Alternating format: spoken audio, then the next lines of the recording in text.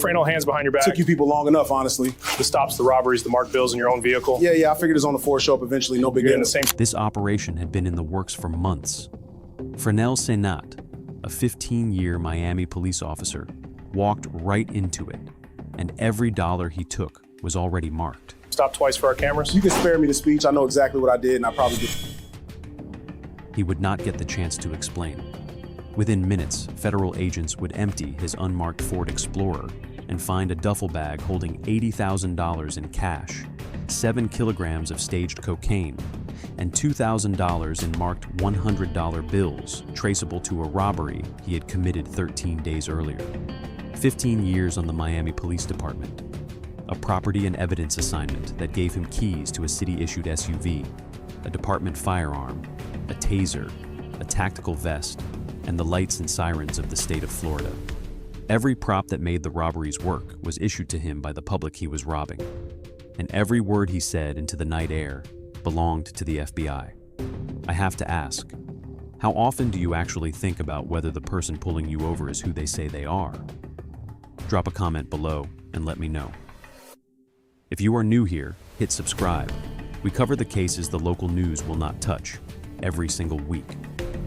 Frenel Cenat was born in 1983 in Miami, Florida, to Haitian immigrant parents who had arrived in the city less than a decade earlier as part of the Little Haiti wave of the late 1970s and early 1980s.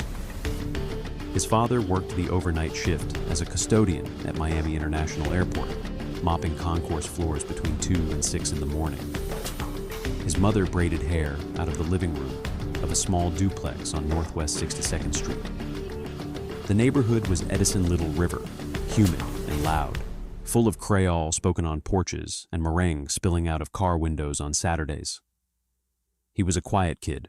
Teachers at Edison Park Elementary remember him as polite, undersized for his age, the one who always finished his worksheet first and then sat with his hands folded on the desk. He played Little League baseball at Charles Hadley Park and was decent at it without ever being a star.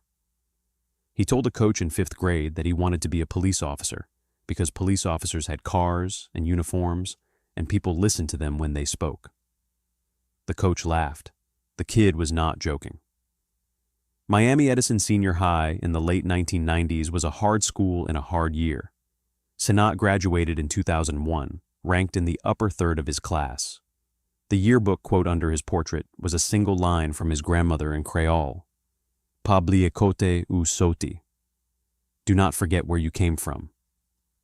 He spent 2 years at Miami-Dade College on a partial financial aid package, working part-time at a Publix on Biscayne Boulevard as a stalker on the overnight crew.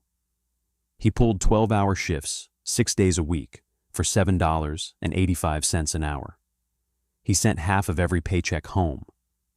The Publix store manager wrote on his exit form that he was reliable, quiet, never late, and unusually careful with breakable inventory. He kept that exit form in a folder at home for years afterward.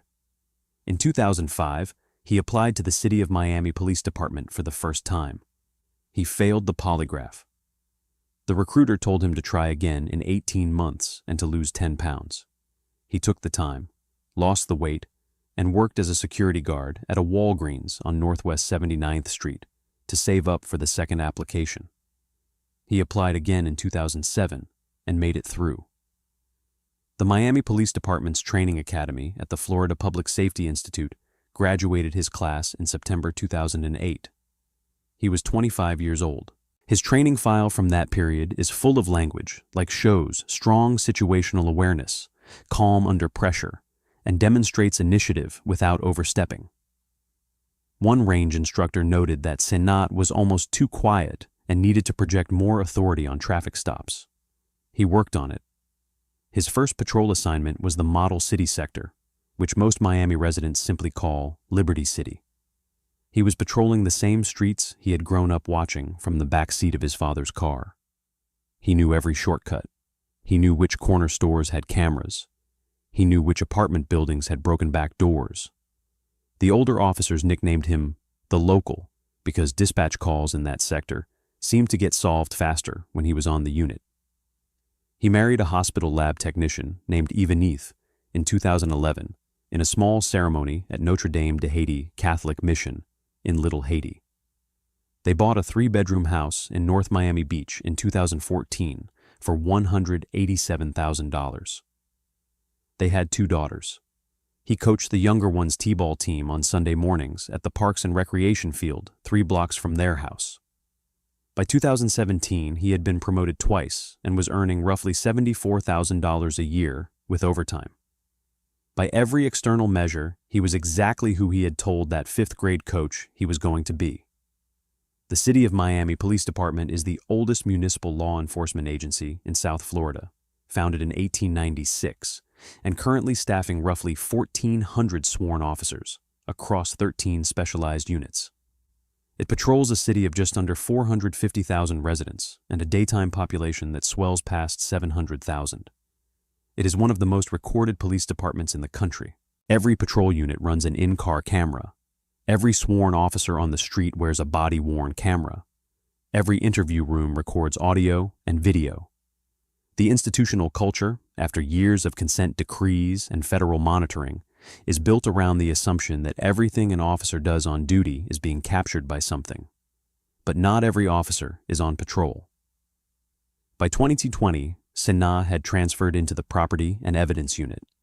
The unit handles the chain of custody for every item taken into department possession: drugs, weapons, cash, electronics, personal effects, vehicles. The unit is the institutional memory of every case the department has ever worked.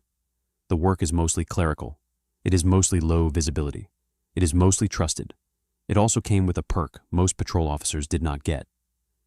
Cenat was assigned a take-home vehicle, an unmarked Ford Police Interceptor Explorer with full emergency equipment, lights behind the grille, siren in the speaker housing, a radio tied into both Miami-Dade and Broward dispatch frequencies, tinted windows, the kind of vehicle that looks unremarkable in any parking lot in South Florida and lights up like a Christmas tree the moment the driver flips a single switch on the center console. He kept the take-home SUV at his house in North Miami Beach. He used it to drive to work, to drive his kids to school, to pick up groceries from the Sedanos down the street. The department permitted limited personal use of take-home vehicles. It was a benefit of the job. Many officers used their cars on weekend errands. Nobody thought twice about an unmarked Explorer with municipal plates parked at a Publix on a Saturday. The trust framework here is the entire foundation of American policing. A citizen who sees a uniformed officer activate emergency lights behind their car is required, by law, to pull over. The citizen does not get to verify credentials first. The citizen does not get to call the station to confirm the stop. The citizen is required to trust, in real time, that the person stepping out of the unmarked SUV is who their uniform says they are. The entire system depends on the assumption that the officer is not lying about who he is or why he stopped you. The department's internal controls are built around patrol, body cameras, GPS on marked units, supervisor audits of stop reports, computer-aided dispatch logs that timestamp every contact. But an unmarked take-home SUV, being driven by an off-duty officer in another county on a Friday night, does not trip any of those wires. There is no automatic dispatch log. No supervisor reviews body camera footage because there is no required body camera footage. No incident report is filed because, on paper, no incident occurred. Cenat did not need to defeat the system. He just needed to drive past where the system was watching. The FBI later concluded that Cenat's traffic stop robberies were not a single bad decision. They were a practiced method, refined over time, on real victims who were never going to call the police. The pattern, reconstructed from the confidential sources' statements and corroborating evidence, worked like this. Cenat would receive advance information about a target, typically a courier moving drug proceeds or product after a transaction. He would learn the make, model, and tag of the vehicle, the rough route, and the approximate time. He would position the unmarked Explorer somewhere along that route, off-duty, outside the city of Miami's jurisdiction. He preferred Miami Gardens. He preferred Deerfield Beach. He preferred any city where he was unlikely to be recognized by another sworn officer who knew his face. When the target's vehicle passed, he would pull in behind and activate the emergency lights. The driver, having just completed an illegal transaction, was not in a position to refuse the stop. Cenat would approach the vehicle in full tactical gear, black BDU pants, ballistic vest with no agency markings, his department-issued sidearm visible on his hip, the taser on his weak side, a tactical flashlight in his offhand. He would identify himself with a name that was not his. He used Officer Martez. That was the name he kept coming back to. He would then deliver a script designed to terrify a guilty man. He would tell the driver that he had been part of a surveillance team, that investigators had been watching the transaction for weeks, that he knew exactly what was in the bag, that this was the moment the driver chose. Give up the proceeds and drive away tonight, or get processed at a county jail by morning. He weaponized the advance details he had been fed before the stop. He named places the driver had been earlier that day. He named people the driver had met with. He made the driver believe he was caught. The driver, every time, chose to drive away. Cenat would take the bag. He would tell the driver to leave the scene immediately and never speak of what had happened. He would return to the unmarked Explorer, kill the lights, and drive back across the county line toward Miami-Dade. By the time the driver was 3 exits away on the interstate, the lights of the Explorer were already off, and the vehicle was just another unmarked SUV in evening traffic. The math of the operation was clean. A drug courier who has just been robbed by a man in tactical gear with a badge and a service weapon has exactly 2 options: call the police and explain why he was carrying $50,000 in cash and a kilogram of cocaine, or eat the loss. Every courier ate the loss. Every courier disappeared back into the network. Every network, in turn, treated the loss as a cost of doing business, not as a crime to be reported to anyone. The escalation showed up in the details. The early jobs were smaller, the dialogue shorter, the gear less elaborate. By the fall of 2023, he was running the operation like a checklist: the fake agency affiliation, the fake name, the fake surveillance backstory, the exact phrasing of the choice he offered the driver, the withdrawal route back into Miami-Dade, the cooling-off window before the next job. He had a partner, of sorts, a friend who would broker the introductions and pass along the advance information about each target. The friend earned a cut that varied by job. The arrangement was informal. The friend did not know Cenat's home address. Cenat did not know everything about the friend's network. The relationship worked because each man had something the other could not get on his own. The friend had access to people who knew when drug couriers were moving money. Cenat had a badge. He did not deposit the money. He did not move it through accounts that could be traced by a forensic accountant. He kept it in cash, in the unmarked Explorer, in a locked container at his house, in places only he knew about. The lifestyle did not change. The North Miami beach house stayed the same. The Honda Pilot his wife drove was the same one she had been driving since 2019. The girls stayed in the same parochial school. Cenat understood, in a way most thieves do not, that the surest way to get caught is to start spending. He did not spend. He waited. The money sat. He believed he had built something perfect, a robbery operation hidden inside the structure of a legitimate police career, targeting victims who could never report him, generating cash that could never be traced. He had identified, with the precision of someone who had spent 15 years inside the system, every single weakness of the system. He had missed exactly one thing. He had no idea his middleman had already started talking. The catalyst was a phone call to the FBI. The confidential source, the same friend who had brokered Cenat's earlier robberies, walked into a federal field office in the late summer of 2023 and described in detail a Miami police officer who had been using his unmarked department vehicle to conduct fake traffic stops on drug couriers. The source named the officer. The source described the routine, the tactical gear, the fake name, the jurisdiction shopping, the surveillance script. The source explained how the targets were selected and how the cuts were split between them after each job. The FBI's Miami Area Corruption Task Force does not act on a single statement from a single source. They corroborate, they surveil, they build. Over the following weeks, agents verified that the named officer was, in fact, assigned a take-home unmarked Explorer with full emergency equipment. They confirmed the off-duty work pattern. They mapped his movements. They began designing a controlled operation that would let them watch him do it on camera, with money they controlled and a target they had built themselves. On October 16, 2023, the source brought Cenat to a meeting in Broward County. The meeting was recorded. Across a table at a location the agents had selected, Cenat sat down with the source and a second man, an undercover FBI employee, and discussed an opportunity. There was, the source explained, a driver coming through with about $50,000 in proceeds from a drug transaction.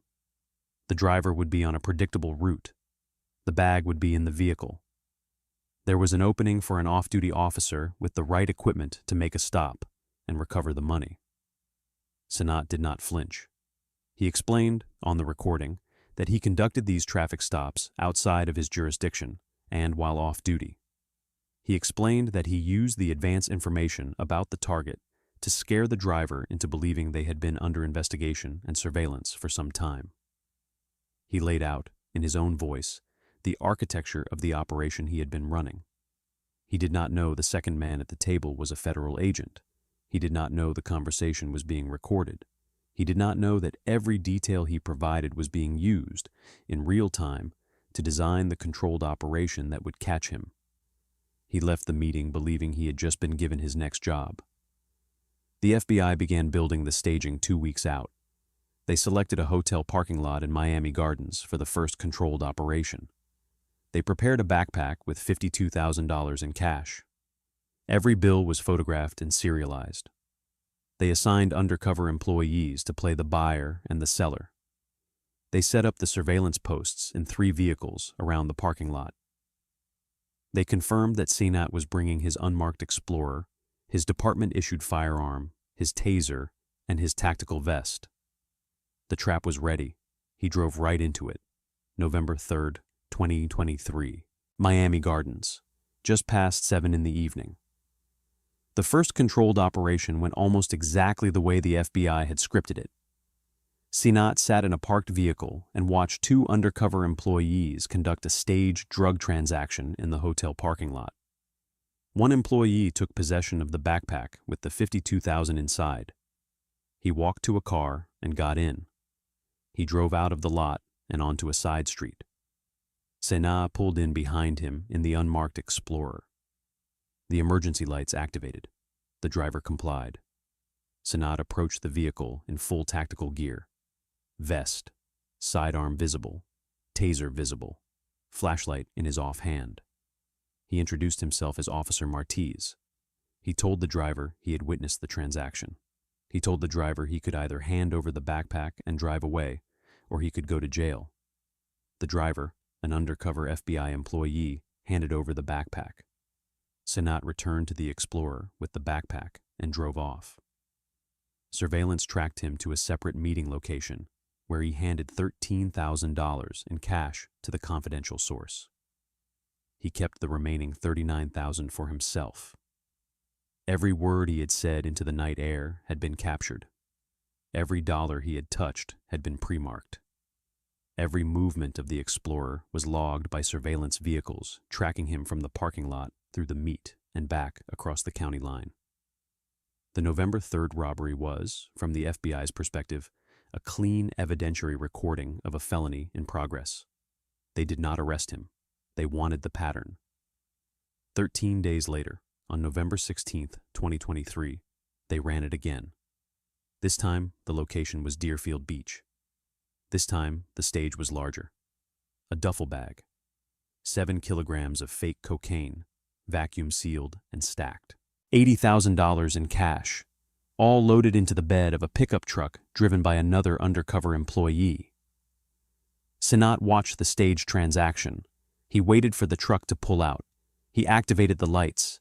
He approached the truck in tactical gear. He identified himself this time as Officer Martez of the Broward County Sheriff's Office, Narcotics Unit. There is no Officer Martez. There is no narcotics unit running that stop.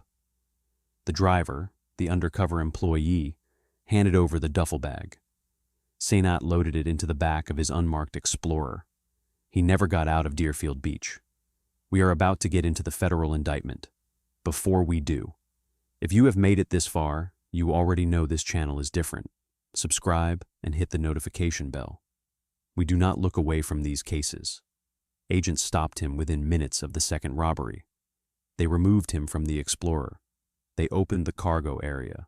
The duffel bag was there. The 7 kilograms of fake cocaine were there. The $80,000 in cash was there. And then they kept looking. What agents found next is the detail that closed the loop. Inside the same unmarked department SUV, separate from the freshly stolen Deerfield Beach money, was $2,000 in marked $100 bills.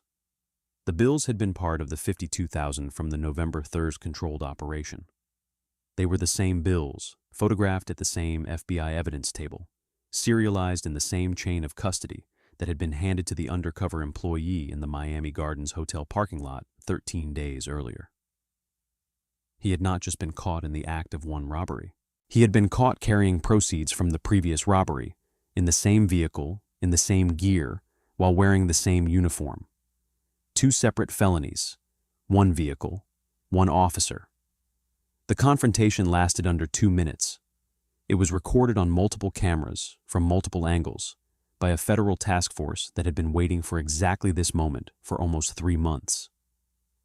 The Explorer was parked on the shoulder of a Deerfield Beach side street. The cargo door was open. The duffel bag was open in the back. The cash was visible. The fake kilograms, vacuum sealed and stacked in their black bricks, were visible. A senior FBI agent stood at the driver's door. Cenat was still in his tactical vest. His service weapon had been removed from his hip and was on the hood, secured by a second agent. "Mr. Cenat, we need you to step out of the vehicle." "What's the issue, sir? Is there a problem?" "Step out of the vehicle." He stepped out. His hands went up halfway, not all the way. He was still trying to make it look like a misunderstanding between fellow officers. "I'm on the job. I'm City of Miami PD. There's been a misunderstanding here." "We know who you are." "Then what's the issue?" "We know who you are, Officer Cenat. We know about Miami Gardens. We know about the backpack. We know who Officer Martez is." His shoulders dropped, not dramatically, just a single small adjustment, the kind that happens when a person realizes the story he has been telling for the last 2 minutes is not going to hold. He stopped talking. He did not ask for a lawyer immediately. He just stopped talking. He stood there on the shoulder of a side street in Deerfield Beach, in the tactical gear issued to him by the City of Miami, watching agents catalog the contents of a vehicle that did not belong to him. He had nothing left to say. A federal grand jury in the Southern District of Florida indicted Frenel Cenat in early 2024 under case number 24 CR 600M16.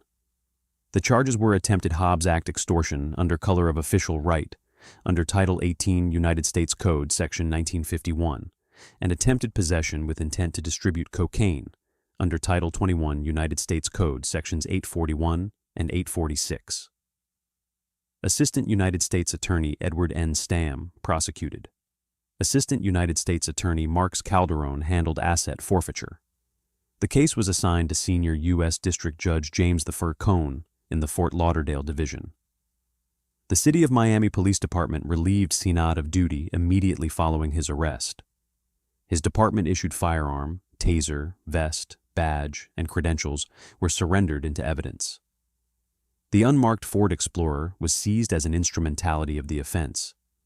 His take-home privileges and access to the property and evidence room were terminated the same day. His defense attorney filed motions to suppress portions of the recorded conversations from the October 16th meeting and to challenge the methodology of the controlled operations. The motions were denied. The recordings were clean. The chain of custody on the marked bills was clean. The undercover testimony was prepared and consistent across both stings. In March 2024, Cenat pleaded guilty to both counts. Sentencing was held on July 2, 2024, in the federal courthouse in Fort Lauderdale. The statutory range was a minimum of 10 years and a maximum of life. The government recommended a sentence at the high end of the guideline range, citing the abuse of his position as a sworn officer, the use of city-issued equipment as the central instrumentality of the crimes, and the deliberate jurisdictional planning that had gone into selecting Miami Gardens and Deerfield Beach as locations he was less likely to be recognized. The defense asked for the mandatory minimum, citing his 15-year career, his family, his guilty plea, and his lack of prior discipline. Judge Cohn imposed a sentence of 135 months in federal prison, followed by 5 years of supervised release. Restitution and forfeiture orders covered the seized cash and the recovered marked bills. In the sentencing statement, Judge Cohn addressed Cenat directly. He told him that the institution of policing in South Florida had been damaged by what he had done, that every legitimate officer who conducted a legitimate traffic stop in Miami-Dade or Broward County for the next several years would carry the weight of what Cenat had taught the public to suspect. He told him that the badge had been given to him by the people he had robbed. He told him that the choice he had offered to those drivers, jail or the backpack, had been a false choice in a false uniform performed in a city-issued car. He told him that the only honest moment in the entire operation was the moment the agents opened the cargo door of the Explorer. Cenat was designated to a federal correctional facility within the Federal Bureau of Prison System. Officers convicted of corruption offenses are typically housed at facilities with separated custody to reduce risk of retaliation from inmates with prior law enforcement contact. His projected release places him in his mid-50s when he walks back out into a city that no longer knows him. The Miami Police Department issued a brief statement acknowledging the conviction and reiterating that Cenat's conduct had been a betrayal of the department and the city. The statement was 4 sentences long. His name was removed from the property and evidence unit's roster within a week. The unmarked Explorer was repainted and reassigned. The take-home vehicle policy went under internal review. That case was outrageous, but the case on the right-hand side somehow goes further. Click it now.